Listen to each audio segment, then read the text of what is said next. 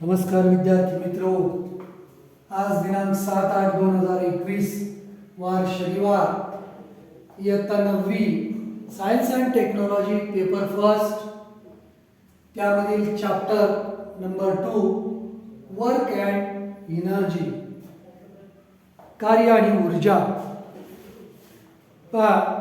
Law of conservation या पाठामध्ये आपण कोणकोणते भाग पाहणार आहोत ते अगोदर बघूया. वर्क म्हणजे काय, त्यानंतर energy, mechanical energy, law of conservation of energy आणि फ्री फॉल, एवढे मुद्दे आपण या पाठामध्ये पाहणार आहोत. आता हा पाठ सुरू करण्या अगोदर तुम्ही अगोदर उठा आणि विज्ञानाचं पुस्तक घ्या आणि पान नंबर 18 उघडा आणि नंतर पाठ सुरू करा. पहा, या आकृतीमध्ये ऑब्झर्व, चित्रामध्ये दाखवलंय पहा तुम्हाला, एक मुलगी लिहित बसले, एक माणूस उभा आहे, एक मुलगी टीव्ही पाहते, दुसरा माणूस ओझे वाहतोय. पहा, कॅन यू टेल, मग यावरून तुम्ही असं सांगा, in which of the pictures above has work been done, या वरील चित्रामध्ये कोणत्या बाबतीत कार्य घडतंय, कोणत्या चित्राच्या बाबतीत कार्य घडतंय. त्यानंतर दुसरं, from scientific point of view when do we say that no work was done, आणि विज्ञानाच्या दृष्टिकोनातून कोणत्या ठिकाणी कार्य घडत नाही किंवा कोणत्या उदाहरणात कार्य घडत नाही. पहा, generally any mental or physical activity is referred to as work. सर्वसामान्यपणे बौद्धिक आणि शारीरिक ज्या क्रिया घडतात त्याला आपण कार्य असं म्हणतो. बौद्धिक आणि शारीरिक जे काम आपण करतो त्याला कार्य असं म्हणतो. पण we say that a girl who is studying is working or performing work. आपण म्हणतो मुलगी अभ्यास करते, काम करते, but that is mental work. परंतु ते कसलं वर्क आहे? बौद्धिक वर्क आहे, मेंटल वर्क आहे. In physics we deal with physical work. आपण फिजिक्समध्ये फक्त फिजिकल वर्क म्हणजे शारीरिक कार्य हे पाहणार आहोत. Work as A special meaning in physics. मग ह्या वर्कला स्पेशल असा अर्थ आहे या भौतिकशास्त्रामध्ये. वर्क म्हणजे काय? Work is said to be done. केव्हा काम झालं असं आपण म्हणू? Work is said to be done when a force applied on an object causes displacement of the object.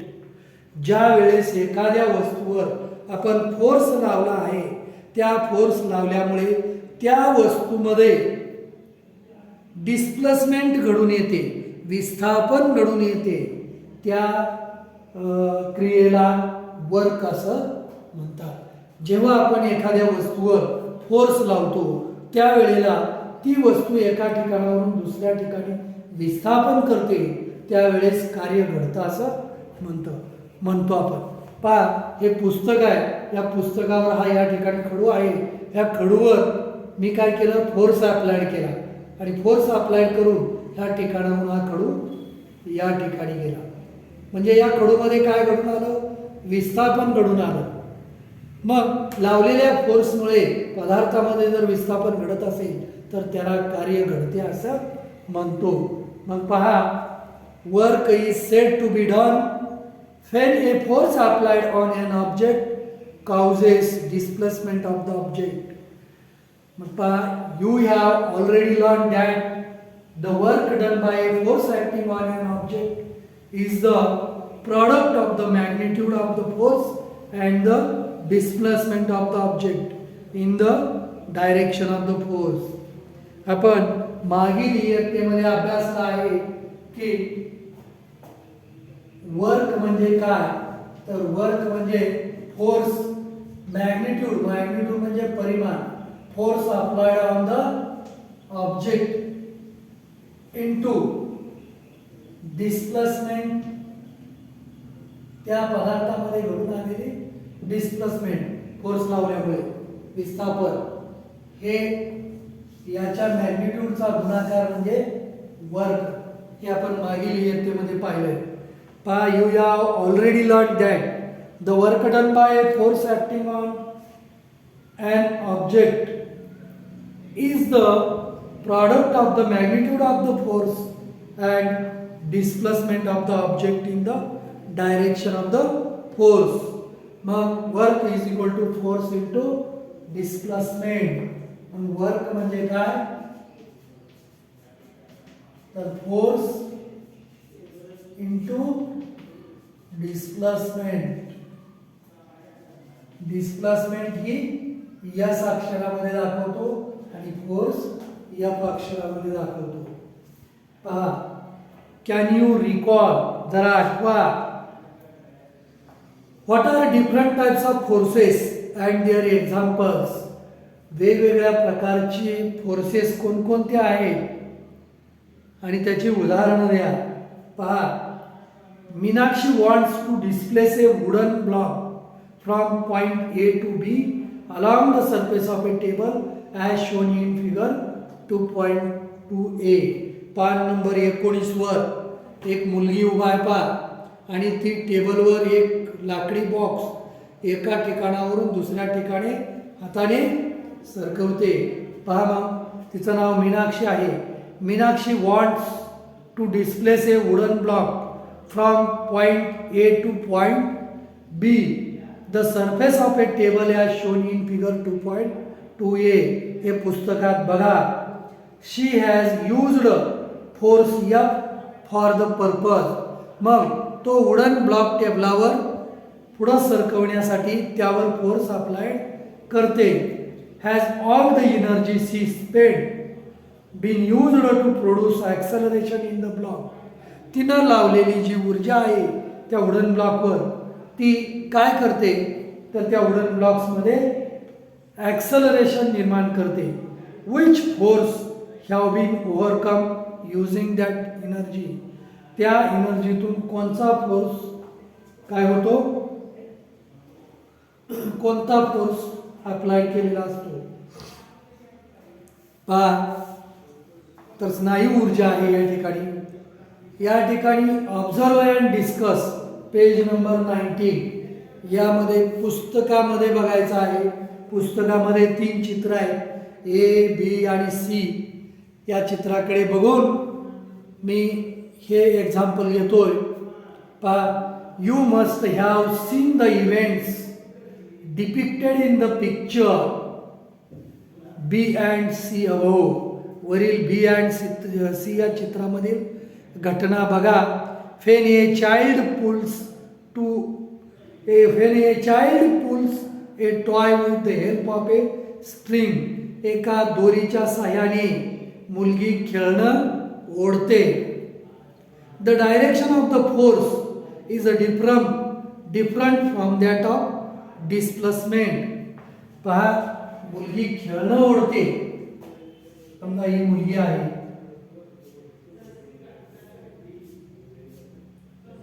तर या मुलीच्या हातात ही दोरी आहे. या दोरीच्या साहाय्यानं मुलगी हे खेळणं ओढते. मग हे खेळणं ओढत असताना डायरेक्शन ऑफ द फोर्स कसा असेल, की असा आहे. याची डिस्प्लेसमेंट कशी असेल, तर डिस्प्लेसमेंट ही या दिशेत होते. डिस्प्लेसमेंट या दिशेत होते.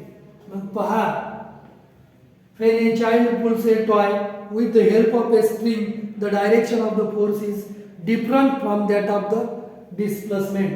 डिस्प्लेसमेंटच्या डायरेक्शन पेक्षा फोर्सची डायरेक्शन ही भिन्न असते. ही डिस्प्लेसमेंट आहे. Similarly, when a large vehicle tows a small one, the direction of force and the displacement are different in both these cases. आता दुसरी केस आहे सी. याच्यातली एक छोटी गाडी आहे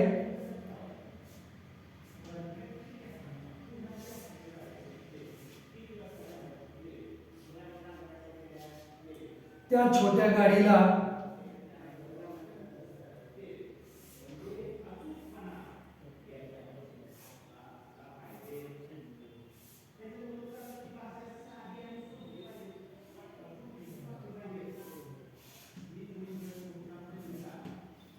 मोठी गाडी ओढते, छोट्या गाडीला ही मोठी गाडी ओढते, छोट्या गाडीचं डिस्प्लेसमेंट ही आहे आणि हा फोर्स हा असा ऍक्टिंग आहे.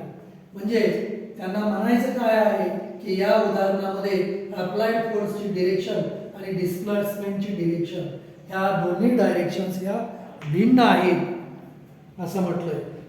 मग the direction of the force makes an angle with the direction of displacement. मग डायरेक्शन ऑफ द डिस्प्लेसमेंट आणि फोर्स यामध्ये थीटा एवढा अँगल केलेला आहे. Let us see how to calculate work done in such cases. मग अशा केसेसमध्ये work done हे कसं कॅल्क्युलेट करायचं, कार्य घडलं हे कसं कॅल्क्युलेट करायचं. When a child pulls a toy car force is applied along the direction of the spring. ह्या दोरीच्या दिशेने फोर्स अप्लाय आहे. While the car is pulled along the horizontal surface. आणि गाडी पुढे जाते ती हॉरिझॉन्टल सरफेसच्या दिशेने जाते. In this case in order to calculate the amount of work done, अशा केसेसमध्ये अमाउंट ऑफ वर्क डन जर कॅल्क्युलेट करायचं असेल तर we have to convert the applied force into the force acting along the direction of the displacement. मग आपल्याला हे applied force acting in the direction of the displacement हा काढावा लागेल. हा F असेल तर हा F1 या दिशेनं त्याचं डिस्प्लेसमेंट होतंय, म्हणजे या दिशेचा फोर्स आपल्याला काढावा लागेल.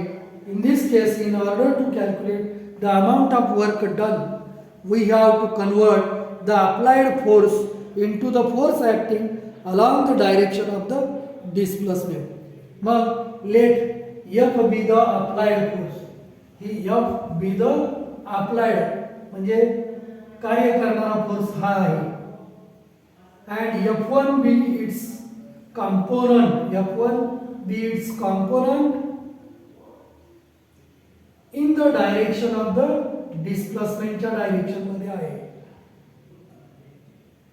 Late S be the displacement. The amount of work done is given bye.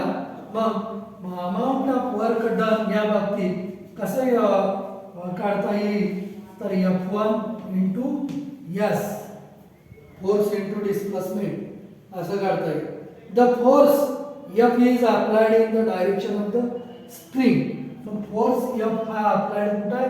In the direction of the spring, दोरीच्या दिशेने. That is at an angle with the horizontal leg theta. मग त्याला केलेला जमिनीशी केलेला कोन हा काय आहे? थीटा आहे. We can determine the component F1 of this force F which acts in the horizontal direction by means of trigonometry. मग ट्रिग्नोमेट्रीच्या सहाय्यानं cos थीटा हा काय येतो तर cos theta is equal to base into height. हे base into hypotenuse, base upon hypotenuse, sorry base F1 upon hypotenuse म्हणजे कर्ण, base म्हणजे पाया, हा कर्ण आणि ही काटकोन करणारी बाजू. मग cos theta is equal to base into base upon hypotenuse. Base म्हणजे हा झाला F1 हा F, मग F1 upon F, base upon hypotenuse, hypotenuse म्हणजे F आणि बेस म्हणजे F1. मग cos theta is equal to F1 upon F. मग F1 या बाजूला फक्त राहू द्या, हा भागिले F इकडे आणला तर तो काय होतो F इंटू cos थीटा होतो. मग F1 ची किंमत काय मिळाली F इंटू cos थीटा. मग W इज इक्वल टू काय येईल F1 च्या ठिकाणी F cos theta into S म्हणजेच W is equal to F into S cos theta हे सूत्र येतं अशा बाबतीत मग W is equal to F into S into cos theta हे सूत्र येतं enter your conclusion about the work done for the specific values of theta in the following table. मग पहा खाली एक टेबल दिला त्या टेबलमध्ये वर्क डन झालेलं सांगायचं आहे ते पहा यामध्ये इथं थीटा दिलेला आहे या ठिकाणी cos थीटा दिलेला आहे या ठिकाणी W is equal to F into S cos theta आणि इथं कन्क्लुजन दिलेलं आहे निष्कर्ष आता या कन्क्लुजन मध्ये काही दिलेलं नाही तुम्ही सांगायचं आहे ते आता इथं थीटा आहे जर थीटा अँगल हा नसेलच 0 असेल तर cos थीटाची किंमत किती येते 1 येते मग W is equal to F into S into 1 म्हणजे F इंटू S येईल म्हणजेच फोर्स अँड डिस्प्लेसमेंट या उदाहरणांमध्ये force and displacement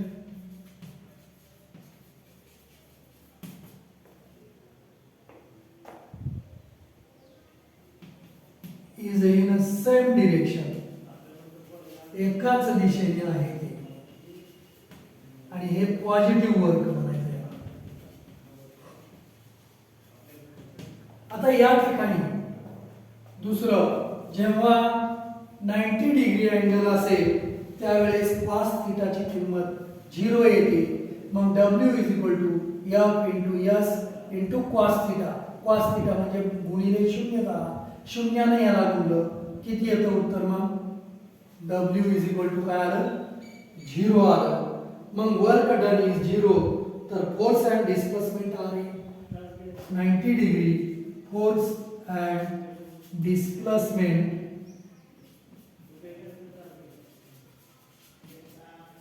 are in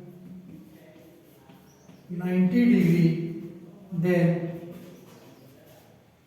work done is 0 अशा स्थितीत वर्क किती घडलं 0 आता या ठिकाणी बघा 180 डिग्री जर अँगल असेल तर cos थीटा ची किंमत येते -1 मग W is equal to F into S cos theta ची किंमत -1 म्हणजेच W is equal to -FS हे येतं तर फोर्स अँड डिस्प्लेसमेंट यांची दिशा कशी होईल force and displacement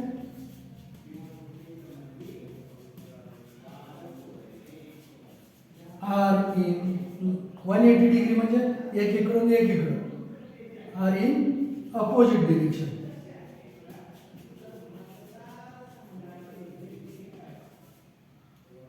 and work done is negative मग अशा स्थितीत कार्य घडलेलं हे निगेटिव्ह असतं अशा प्रकारे आपण कार्य कसं घडतं आणि अशा स्थितीत कसं कार्य कॅल्क्युलेट करायचं हे आज आपण या तासाला पाहिलं धन्यवाद आज आपण इथेच थांबूया